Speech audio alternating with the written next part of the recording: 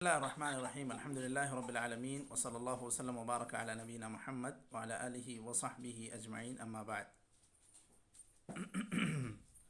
ہم لوگ عمدۃ الاحکام للامام المقدسی رحمہ اللہ، اس میں ہم لوگ آج حدیث نمبر 85 الحدیث الخامس والثمانون پڑھنے جا رہے ہیں، جو حضرت براء بن عازب رضی اللہ عنہما سے مروی ہے۔ چلیے شیخ پڑھیں۔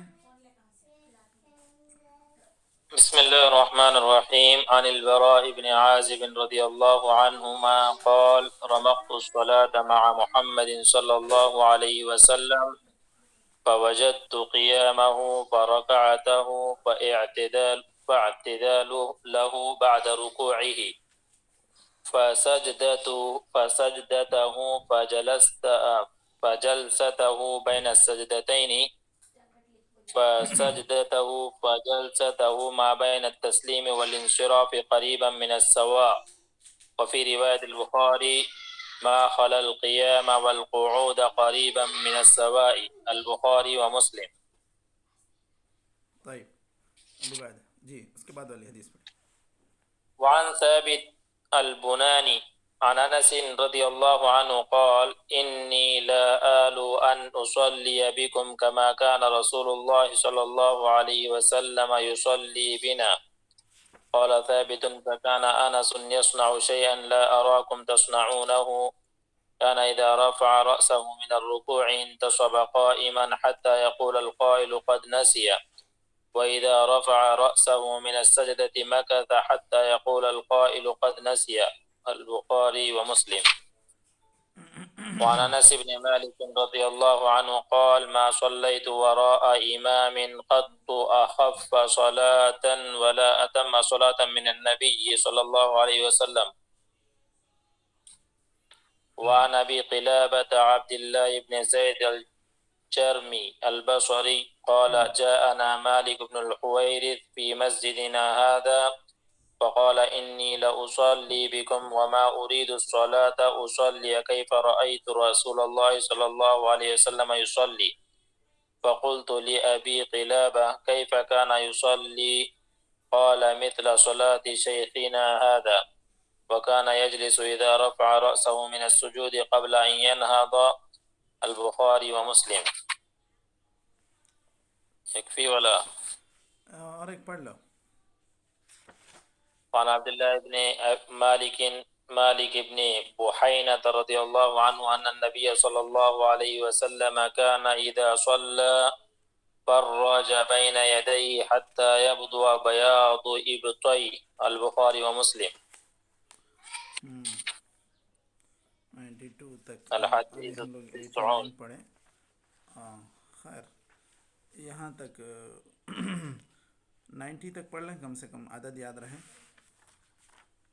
عن أبي مسلمة سعيد بن يزيد قال: سألت أنس بن مالك رضي الله عنه: أكان النبي صلى الله عليه وسلم يصلي في نعليه؟ قال: نعم. البخاري ومسلم. طيب بسم الله الرحمن الرحيم. الحمد لله رب العالمين، وصلى الله وسلم وبارك على نبينا محمد وعلى آله وصحبه أجمعين. أما بعد، یہاں ہم لوگ عمدۃ الاحکام میں آج جو حدیث پڑھنے جا رہے ہیں وہ حدیث کا نمبر ہے الحدیث الخامس والثمانون، حدیث نمبر 85، حضرت براء بن عازب رضی اللہ عنہما سے مروی ہے۔ وہ فرماتے ہیں: رمقت الصلاة مع محمد صلی اللہ علیہ وسلم۔ رمق کہتے ہیں اصل میں بہت گہرائی سے دیکھنے کو، نظر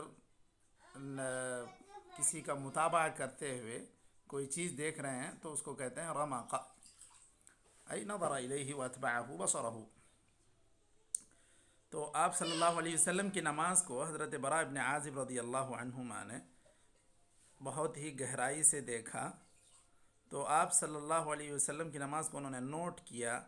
اردو میں ایک چیز اصطلاحی طور پر استعمال ہوتی ہے نوٹ کرنا، اچھی طرح نوٹ کرنا۔ فوجدت قیامہ فرکعتہ فاعتدالہ بعد رکوعہ فسجدتہ فجلستہ بین السجدتین فسجدتہ فجلستہ ما بین التسلیم والانصراف قریبا من السواء۔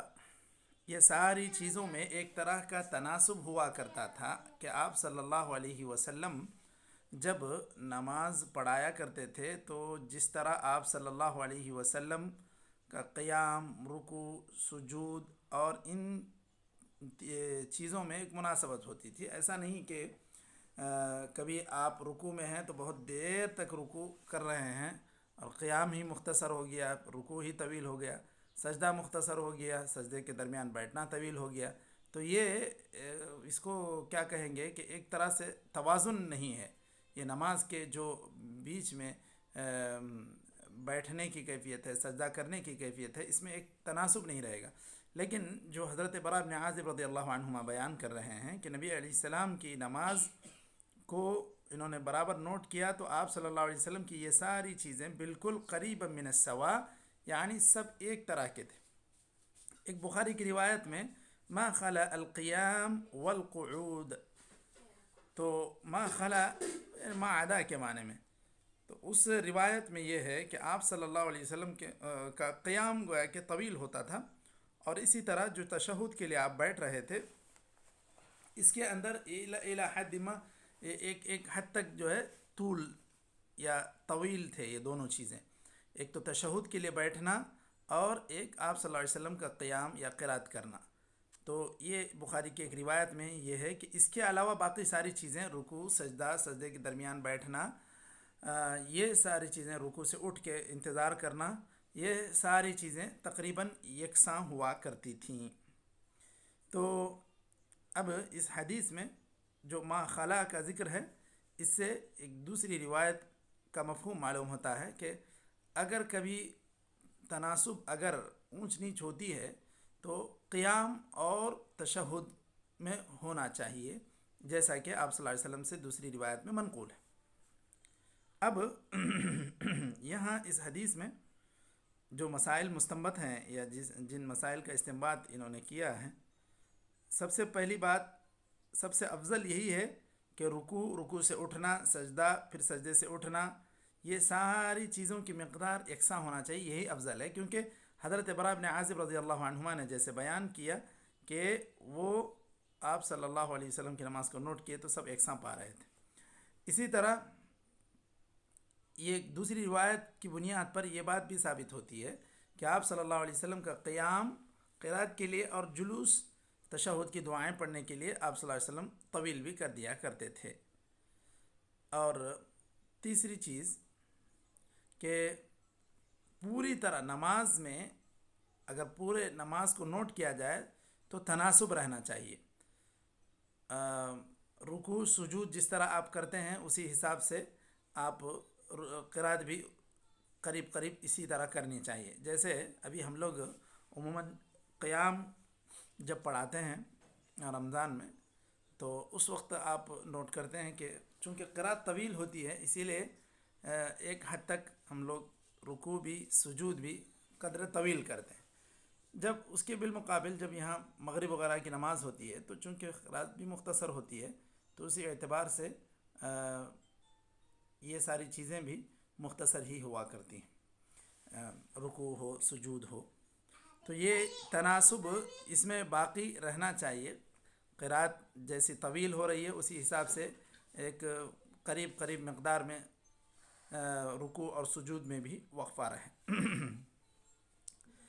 یہ اس حدیث کے بعد حدیث نمبر 86، یہ الحدیث السادس والثمانون، حضرت ثابت البنانی کی حدیث ہے. وہ فرماتے ہیں کہ انس بن مالک رضی اللہ عنہما سے وہ روایت کرتے ہیں، انہوں نے کہا کہ انی لا آل ان اصلی بکم کما کان رسول اللہ صلی اللہ علیہ وسلم یصلی بنا.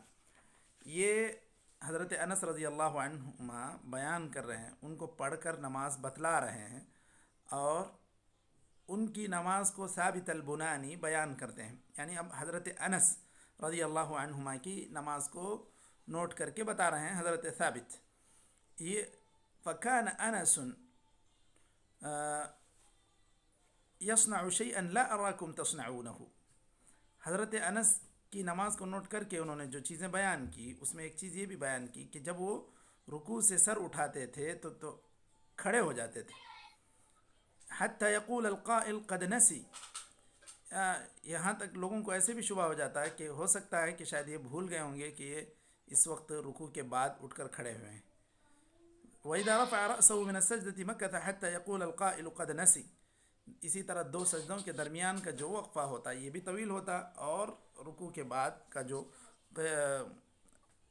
قیام ہے یا رکوع کے بعد جب کھڑے ہوتے تھے تو اس وقت بھی آپ اعتدال بہت دیر تک کیا کرتے تھے.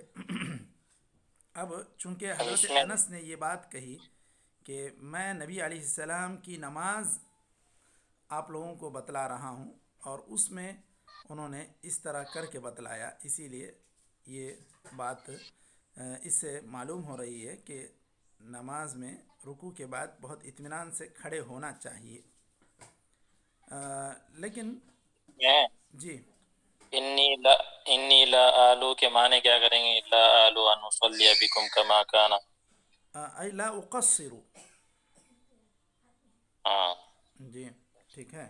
انی لا آلو ان اصلی بکم ای انی لا اقصر ان اصلی بکم، میں کوئی کوتاہی نہیں کروں گا. لا آلو ٹھیک. ہاں اچھا، اس کے بعد اس حدیث میں جو بات معلوم ہوئی کہ رکوع کے بعد کا جو اعتدال ہے اس میں بھی طول ہونا چاہیے، اور اسی طرح سجدوں کے درمیان میں بھی اتنا طول ہو کہ برابر ایسا لگے کہ آپ ایک سجدہ کیے دوسرے سجدے کو جانے والے ہوں. ایسا نہ ہو کہ جس طرح لوگ بہت جلدی جلدی میں کبھی نماز پڑھتے ہیں تو دو سجدوں کے درمیان کا جو اعتدال ہے یعنی بیٹھنا ہے اس میں بہت جلدی کرتے ہیں، تو یہ اس طرح کی کیفیت نہ ہونے پائے، یہ بات بیان کر رہے ہیں. اس کے بعد الحدیث السابع والثمانون، حضرت انس بن مالک رضی اللہ عنہما سے روایت ہے. وہ فرماتے ما صلیت وراء امام قط اخف صلاة ولا اتم صلاة من النبی صلی اللہ علیہ وسلم. حضرت انس چونکہ اللہ کے رسول صلی اللہ علیہ وسلم کے خادم بھی رہے ہیں، آپ صلی اللہ علیہ وسلم کو جیسے فرض نمازوں کو آپ دیکھا کرتے تھے ویسے نفل نمازیں بھی آپ کی نوٹ کیا کرتے تھے، تو انہوں نے کہا کہ میں نے نبی علیہ السلام کے پیچھے جو نماز پڑھی تو مجھے پتہ چلا کہ وہ بالکل ہلکی نماز ہے اور مکمل نماز ہے. ایسا بھی نہیں کہ رکوع کر رہے ہیں تو رکوع اطمینان سے نہیں کر رہے ہیں، یا سجدہ کر رہے ہیں تو سجدہ بھی اطمینان سے نہیں کر رہے ہیں، ایسی بات نہیں. پوری طرح نماز کے سارے جو ارکان ہیں اس کو بھی پوری طرح آپ بجا لاتے تھے اور اس کو بھی پوری طرح ادا کرتے تھے، اور ساتھ ہی ساتھ خفیف بھی نماز ہوا کرتی تھی، اتنی بھی طویل نہیں کہ لوگوں کو شاخ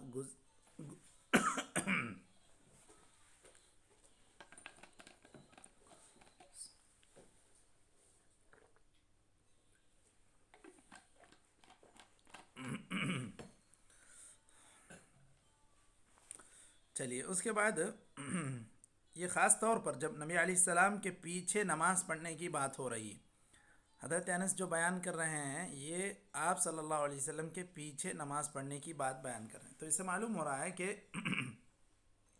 جب انسان جماعت میں نماز پڑھا رہا ہو تو اس صورت میں خاص طور پر خیال کرنا چاہیے مصلیوں کا، کہ مصلیوں پر یہ چیز شاق نہ گزرے، اور اس بات کا خیال کرے کہ نماز خفیف ہو، لیکن ساتھ ہی ساتھ وہ سارے واجبات کو ادا کرے. رکوع بھی پوری طرح ادا ہو، رکوع کے ساتھ ساتھ سجدہ اور اس کے اندر اطمینان کی کیفیت اس ساری نماز میں ہو. نماز اگر جماعت سے پڑھا رہے ہیں تو اس کی اختصار کا یا تخفیف کا یہ مطلب نہیں کہ صحیح ڈھنگ سے سجدہ نہ ہوا، صحیح ڈھنگ سے رکوع نہ ہوا.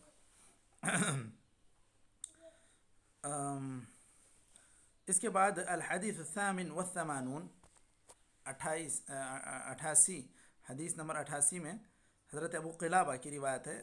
عبداللہ بن زید عن ابی قلابہ عبداللہ بن زید الجرمی البصری قال جاءنا مالك بن الحويرث في مسجدنا هذا فقال إني لأصلي بكم وما أريد الصلاة أصلي كيف رأيت رسول الله صلى الله عليه وسلم يصلي. تو یہ جو مفہوم ہے کہ یہاں جیسے عبارت میں اچانک اگر آپ پڑھیں گے تو شاید وقتی طور پر ایک تھوڑا سا اشکال ہوتا ہے. انی لأصلی بکم وما ارید الصلاة، کیا مطلب؟ کیا مشائخ؟ انی لأصلی بکم وما ارید الصلاة، کیا ہے مفہوم اس کا؟ ماں موصولہ کو موصولہ بنائیں گے.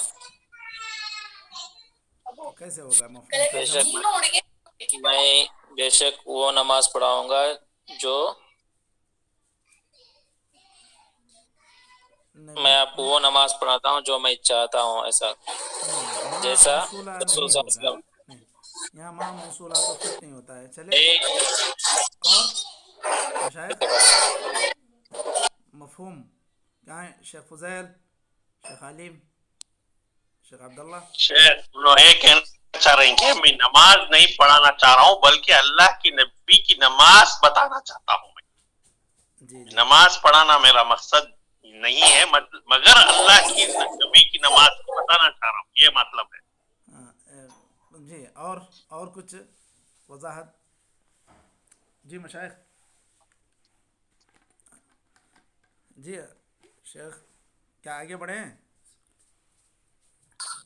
جی آگے بڑھیے. اس میں کیا ہے؟ تعلیم کی نماز.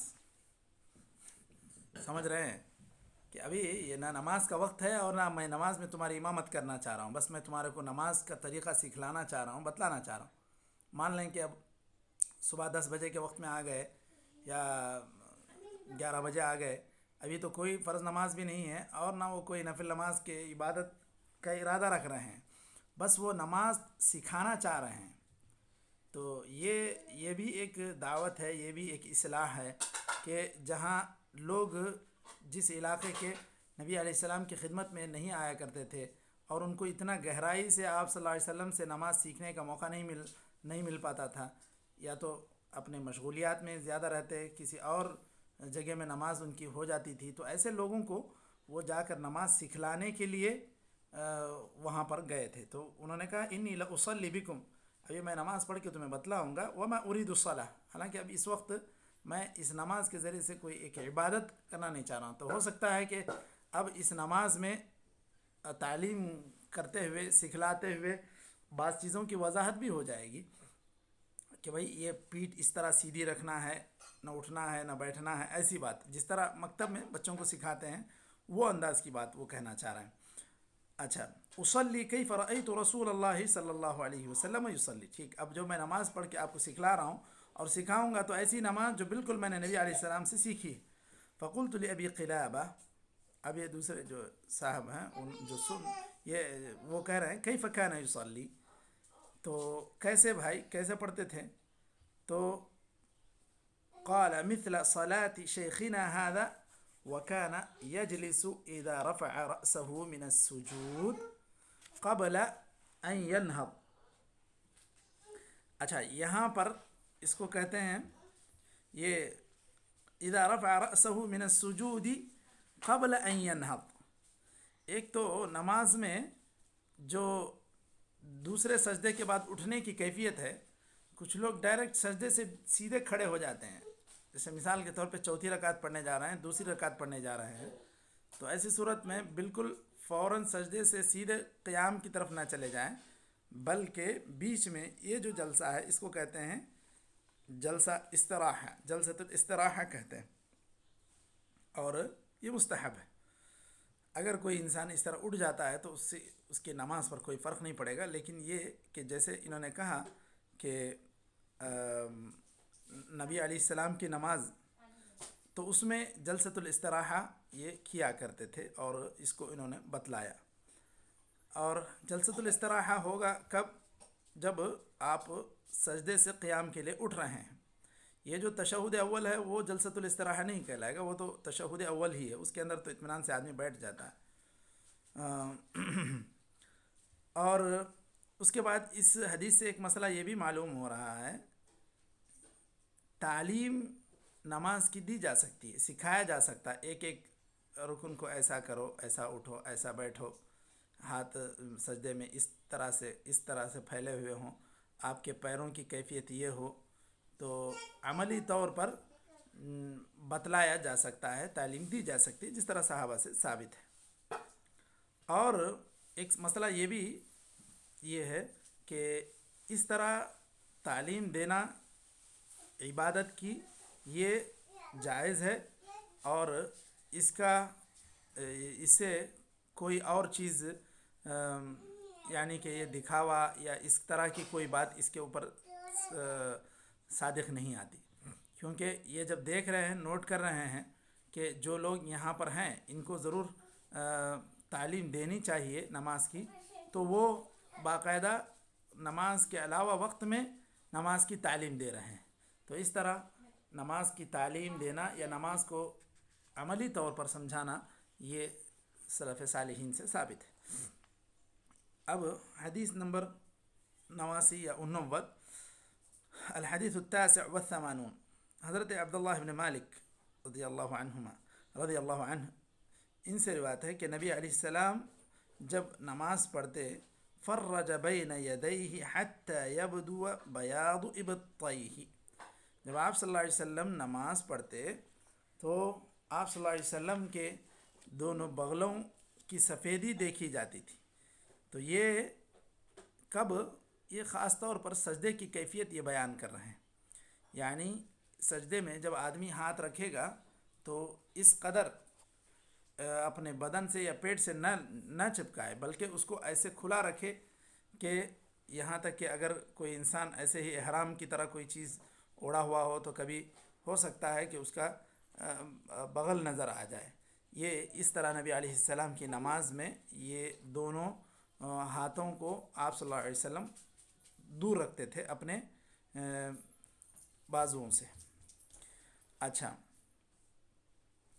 اس کے بعد نبی علیہ السلام جب سجدہ کرتے تو گویا کہ ہر رکن کو کما حقہ ادا کرتے تھے۔ اس کے اندر ایک طرح کے نشاط بھی ہے کہ ایک آدمی جب سجدہ کرے اور اس کیفیت سے کرے تو اس میں اور زیادہ نشاط ہے، جبکہ اگر پوری طرح ہاتھ سکیڑ کر اگر آدمی سجدہ کرتا ہے تو اس کے اندر ایک طرح کی سستی معلوم ہوتی ہے۔ تو یہ اس حدیث سے معلوم ہوتا ہے۔ اس کے بعد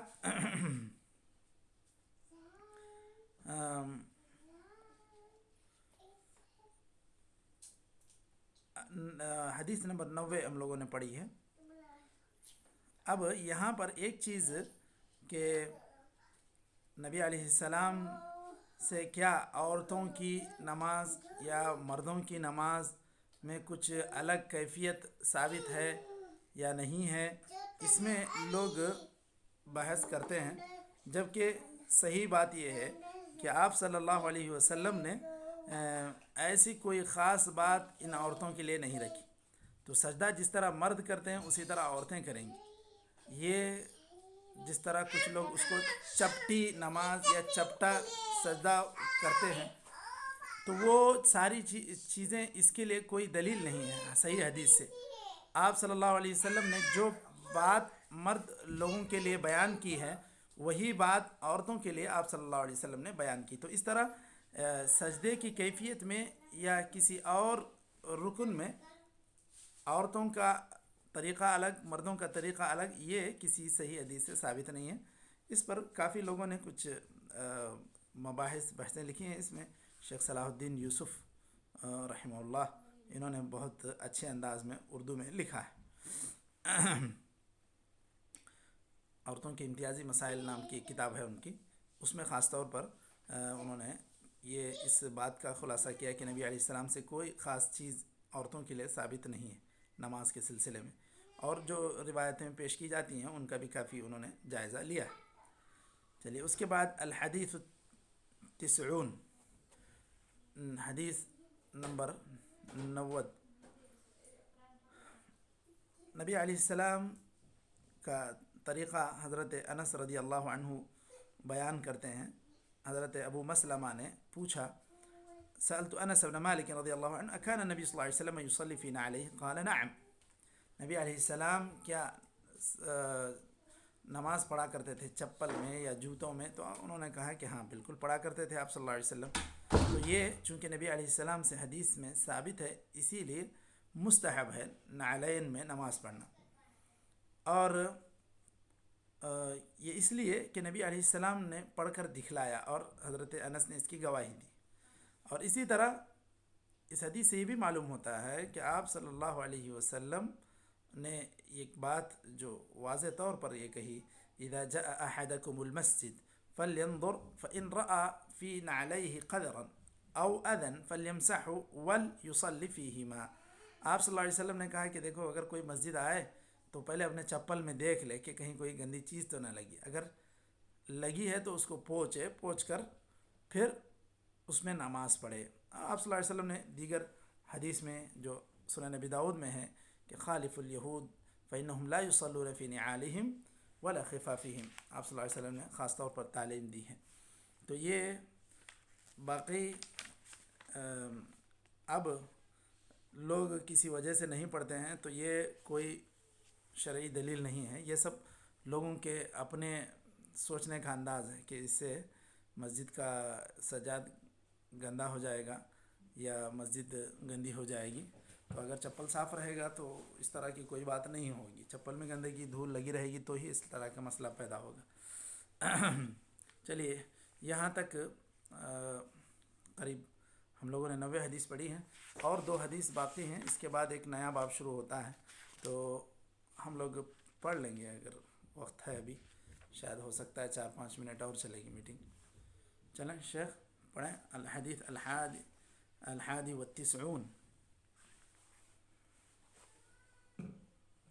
جی شیخ رفیق۔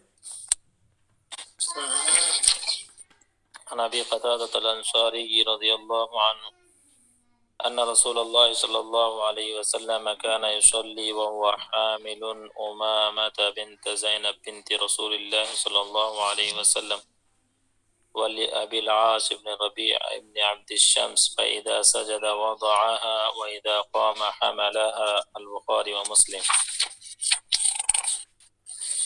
جی اور ایک حدیث تاکہ باب پورا ختم ہو جائے گا، اس کے بعد نیا باب ہم عن لوگ باب انس وجوب بن الطمأنینہ مالك پڑھیں گے۔ رضي الله عنه عن انس بن مالك رضي الله عنه عن النبي صلى الله عليه وسلم قال اعتدلوا في السجود ولا يبسط احدكم ذراعيه انبساط الكلب، البخاری ومسلم۔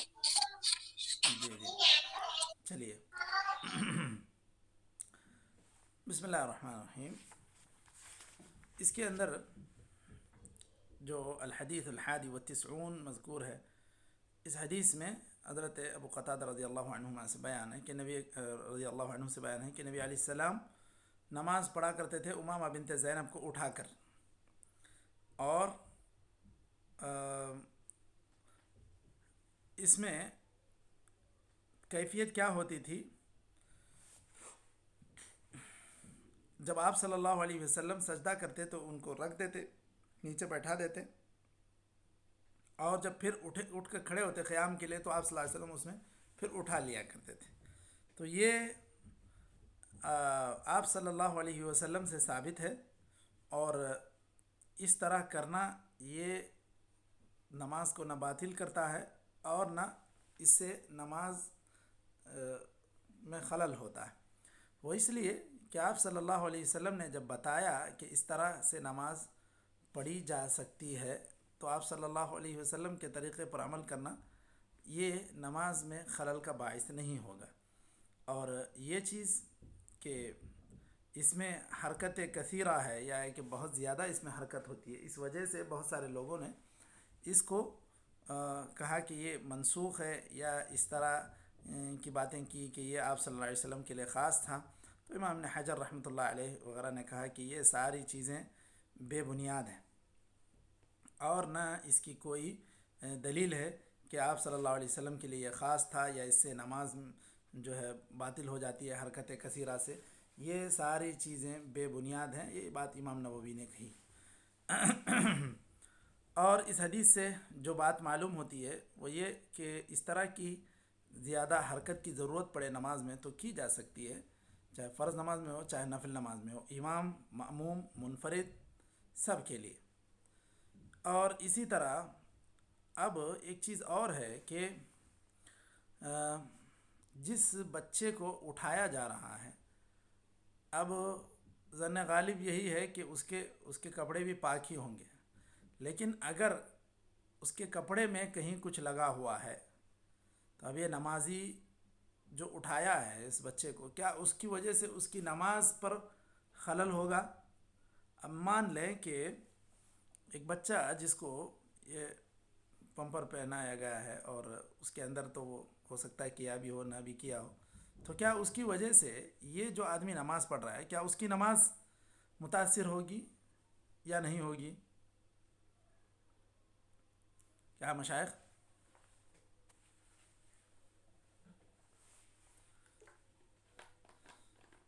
جی آواز آ رہی ہے مشائخ؟ بسم اللہ۔